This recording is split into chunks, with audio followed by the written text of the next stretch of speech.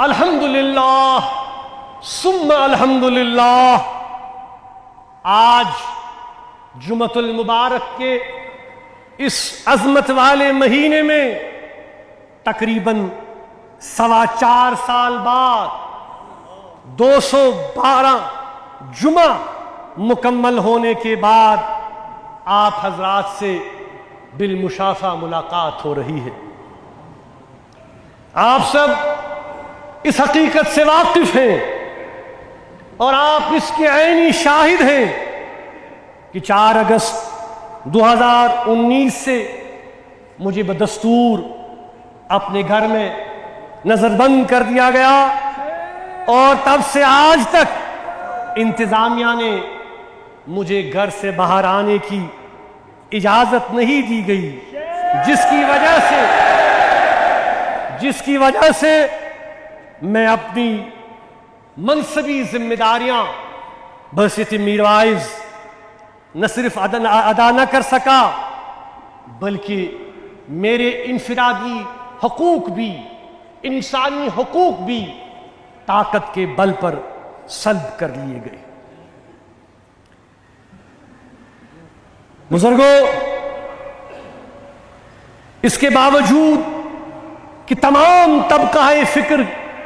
نے مطالبہ کیا، بار بار مطالبہ کیا کہ مجھے رہا کیا جائے، بالآخر جب مجبوراً ہمیں عدلیہ تک معاملہ پہنچانا پڑا تو کل بروز جمعرات پولیس کے کچھ سینئر اہلکار مجھ سے ملنے آئے اور مطلع کیا کہ انتظامیہ نے آپ کی نظر بندی ختم کرنے کا فیصلہ کیا ہے اور آپ کو رہا کیا جا رہا ہے اور کل آپ کو جامع مسجد جانے کی اجازت دی جا رہی ہے۔ الحمدللہ،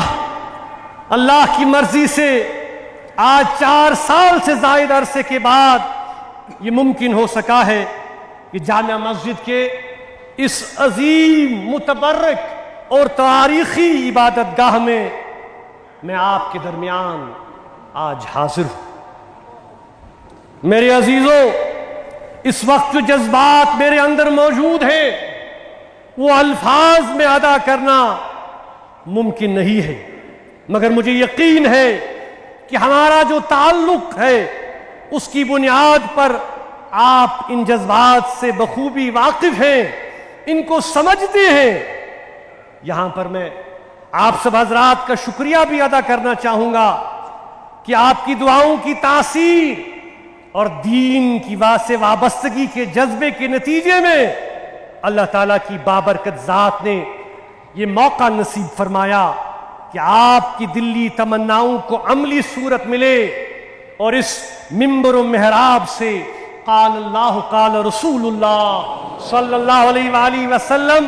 اور دعوت تبلیغ کا سلسلہ شروع ہو سکے۔ آپ سے سالوں دور رہنا یہ کتنا دشوار مرحلہ تھا میرے لیے، یہ کتنا دشوار وقت گزرا یہ کوئی اندازہ نہیں لگا سکتا۔ شہید ملت کی شہادت کے بعد یہ میرے لیے مشکل ترین وقت تھا، مگر آپ کے عزم، بلند حوصلوں اور دعاؤں نے میرا ساتھ دیا اور جو واقعتاً اس دشوار ترین مدت میں میری قوت ثابت ہوا، آپ کو میں نے ہمیشہ نہ صرف اپنے قریب پایا بلکہ آپ حضرات ہمیشہ میری دعاؤں میں شامل رہے، جس طرح سے مجھے یقین ہے کہ میں بھی آپ کی دعاؤں میں ہمیشہ شامل رہا۔ میرے ہم وطنوں، مجھے بخوبی اس بات کا مکمل ادراک ہے کہ 5 اگست 2019 کے بعد جو وقت آپ پر گزرا وہ آسان وقت نہیں تھا۔ دفعات کو ختم کیا گیا، ریاست جموں کشمیر کی انفرادی حیثیت کو نہ صرف ختم کرنے کا اعلان کیا گیا بلکہ اس ریاست کو ریاستی درجے سے بھی محروم کیا گیا اور اس کو تقسیم کر دیا گیا۔ خطہ لداخ کو جموں کشمیر سے جدا کر دیا گیا اور عوامی رائے کے برخلاف نئے حکم ناموں کو جموں کشمیر کے تنظیم نو قانون کے تحت یک طرفہ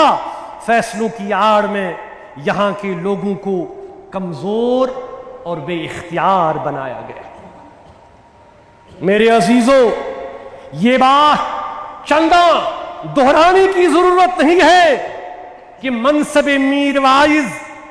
دعوت میں یقین رکھتا ہے، مکالمے میں اور دلیل میں یقین رکھتا ہے۔ یہ منصب جو صدیوں سے کار نبوت کا مشن چلا رہا ہے، جہاں لوگوں تک حقیقت پہنچانے کا امین ہے، وہیں پر ارباب اقتدار تک حق بات پہنچانے کا پابند ہے۔ کوئی ثابت کر دے کہ یہ منصب کسی بھی دور میں کسی بھی مکالمے یا مذاکرات سے انکاری رہا ہو، اس منصب نے ہر ایک کو برابر کا درجہ دیا اور مکالمے اور مذاکرات کے ماحول کو پروان چڑھانے کے لیے کڑوے گھونٹ پیے، صعوبتیں اور تکالیف برداشت کی، عظیم قربانیاں پیش کی۔ یہ کوئی ڈکی چھپی بات نہیں ہے، بلکہ یہ ایک روشن تاریخ ہے۔ میرے ہم وطنوں، گھر میں نظر بند ہونے اور مشکل ترین حالات کے باوجود 2019 کے بعد جب 2020 کے اوائل میں میڈیا اور نشر و اشاعت پر آہستہ آہستہ پابندیاں نرم کی گئیں، حریت کانفرنس نے تب سے لے کر آج تک حالات پر برابر اپنے تشویش کا اظہار مختلف موقعوں پر برملا کیا، مگر چونکہ حریت کے بیانات شائع کرنے سے ہر ایک خصوصی مقامی میڈیا کو روکا گیا تاکہ عوام تک ہماری بات نہ پہنچ پائے۔ آج بھی حالات مختلف نہیں ہیں۔ میرے دوستوں، میرے نوجوانوں، یہ وقت صبر اور تحمل کا ہے، کیونکہ ان حالات میں ہمیں یہ لگ رہا ہے کہ شاید ہماری بات سننے کو کوئی تیار نہیں اور ہمارے لیے کوئی سپیس نہیں ہے۔ ہم چاہتے ہیں کہ ہم ذمہ دارانہ طور دانائی کے ساتھ صبر کا مظاہرہ کر کے اللہ کی ذات میں مکمل یقین رکھ کے جو قادر مطلق ہے، ہمیں ایمان کے ساتھ اسلام کی رسی کو مضبوطی کے ساتھ تھامے رکھنا ہے، اور قرآن مجید ہمیں سکھاتا ہے کہ وَاعْتَصِمُوا بِحَبْلِ اللَّهِ جَمِيعًا وَلَا تَفَرَّقُوا۔ اور میرے بزرگوں، قرآن ہمیں بشارت دیتا ہے کہ بے شک ان مع العسر یسرا، ان مع العسر یسرا، کہ بے شک ہر مشکل کے بعد آسانی ہے، ہر مشکل کے بعد آسانی ہے۔ میں اور ہماری کل جماعتی حریت کانفرنس کے ساتھی ہمیشہ سمجھتے ہیں کہ جموں کشمیر کا ایک حصہ بھارت میں ہے، ایک حصہ پاکستان میں ہے، ایک حصہ چین میں ہے، ان کو ملا کر جموں کشمیر بنتا ہے، جو کہ 14 اگست 1947 میں قائم کیا گیا تھا، اور اس روح سے یعنی جموں کشمیر کے منقسم ہونے کی روح سے یہ مسئلہ تقاضا کرتا ہے کہ اس کو حل ہونا چاہیے، جو کہ ایک مسلمہ حقیقت ہے جس کی تصدیق بین الاقوامی برادری بھی کر چکی ہے۔ بہت سارے خاندان بشمول ہمارے اور دوست اس مصنوعی لکیر کے کھینچنے سے تقسیم اور جدا ہو گئے ہیں، ترس رہے ہیں کہ کب ہم ایک دوسرے کو دیکھیں، ان سے ملیں، اپنی خوشیاں ایک دوسرے کے ساتھ منائیں، ایک دوسرے کے غم میں شریک ہوں۔ میں یہاں یہ بات واضح کروں کہ یہ مسئلہ کسی کے لیے علاقائی مسئلہ ہو سکتا ہے، مگر جموں کشمیر کے عوام کے لیے یہ سب سے پہلے انسانی مسئلہ ہے. ہمیں علاقائی ذاتی مفاد سے اٹھ کر پہلے انسانی قدروں اور رشتوں کو سمجھنا ہوگا اور مسائل کے حل کے حوالے سے آگے بڑھنا ہوگا. حال ہی میں آپ نے سنا ہوگا کہ یوکرین کے حوالے سے وزیر اعظم شری نریندر مودی نے کہا کہ یہ دور جنگ کا دور نہیں. صحیح کہا. اس ضمن میں ہم یہ یاد دلانا چاہتے ہیں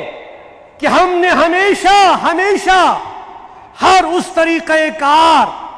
جو تشدد کے خلاف، طاقت کے خلاف تھا، نہ صرف خیر مقدم کیا بلکہ عملی طور پر اس میں شریک بھی ہوئے تاکہ مسائل کا حل مذاکراتی اور مفاہمتی کاوشوں سے نکالا جا سکے.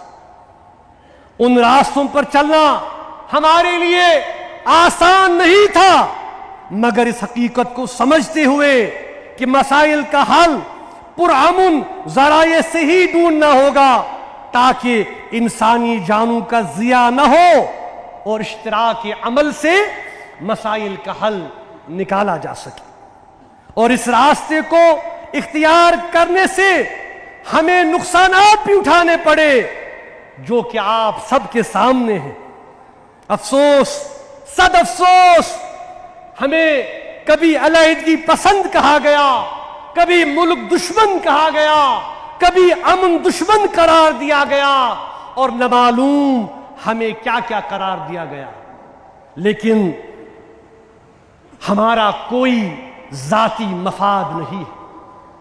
میرا کوئی پرسنل ایمبیشن نہیں ہے. ہم صرف جموں کشمیر کے عوام کے مفادات اور جذبات کی ترجمانی کرتے ہیں جو کہ ہماری ترجیح ہے، اور ہم یہ چاہتے ہیں کہ پرامن ذرائع سے ان کا حل نکلے اور یہاں کے لوگ مزید تکلیف اور قربانیاں نہ دیں. ہم عالمی اور علاقائی سماج میں مختلف مذاہب سے تعلق رکھنے والے لوگوں میں ہر سطح پر پرامن ہم آہنگی چاہتے ہیں، اور کشمیر کی تاریخ اس کی مثال پیش کرتی ہے کہ ہم نے ہمیشہ، اس منبر نے ہمیشہ رواداری کے ماحول کو قائم رکھا. اسی سوچ کو مد نظر رکھتے ہوئے ہم نے ہمیشہ اپنے پنڈت بھائیوں کو واپسی کی دعوت دی اور اس بات پر زور دیا کہ اسے یہ کوئی سیاسی مسئلے کے طور پر اسے پیش نہ کیا جائے بلکہ پنڈت برادری کا مسئلہ انسانی مسئلہ ہے. ہم سمجھتے ہیں کہ صرف اور صرف اس مسئلے کو حل کرنے سے ہی امن اور ترقی کے ایک نئے دور اور باب کا آغاز ہو سکتا ہے. میرے عزیز ہم وطنوں، درجنوں ہمارے سیاسی رہنما، مرد و خواتین مختلف جیلوں پہ سال ہا سال سے پابند سلاسل ہیں. ہزاروں کی تعداد میں ہمارے نوجوان بچے، جن میں صحافی، انسانی حقوق کے علمبردار، وکلاء، ٹریڈرز، قید و بند کی صعوبتیں برداشت کر رہے ہیں. جتنا جلد ہو سکے ہم ان کو رہا دیکھنا چاہتے ہیں. ان کے گھر والے ان کی بگڑتی صحت کی وجہ سے پریشانیوں میں مبتلا ہیں. آخر پر میں یہاں خصوصاً اپنے نوجوانوں سے مخاطب ہوں کہ اپنے جذبات کا ہمیں کہ آپ سب کے جذبات کا مجھے بے حد احترام ہے، پر گزارش یہ ہے کہ آپ صبر، عزم اور ہمت سے کام لیں اور توکل کی رسی کو تھامے رکھیں. حالات انشاءاللہ ہمارے حق میں ضرور بہتر ہوں گے. میرے لیے میرا نوجوان میرا اصل قومی سرمایہ ہے. میں چاہتا ہوں کہ اسلام کی روشنی میں میرا نوجوان اپنی نشو و نما کے لیے ہمیشہ کوشاں رہے اور اپنا تعلق اللہ اور اللہ کے رسول صلی اللہ علیہ وسلم سے مضبوط کرے. اسی میں ہماری بقا کا راز مضمر ہے۔ آخر پر میں یہاں ان سب حضرات جن میں علماء کرام، مذہبی انجمن کے ذمہ داروں، سیاسی شخصیات، تاجر برادران، سول سوسائٹی سے وابستہ ارکان اور جموں کشمیر کے مختلف خطوں سے رکھنے والے با اثر حضرات جنہوں نے بہت مواقع پر میری رہائی کا مطالبہ کیا اور دہرایا یہ مطالبہ، ان کا دل کی عمیق گہرائیوں سے شکریہ ادا کرتا ہوں۔ وما علینا الا البلاغ المبین۔ اللہم سلمنا وسلم دیننا وسلم ایماننا وثبت اسلامنا واجعل آخر کلامنا من الدنیا شہادت لا الہ الا اللہ۔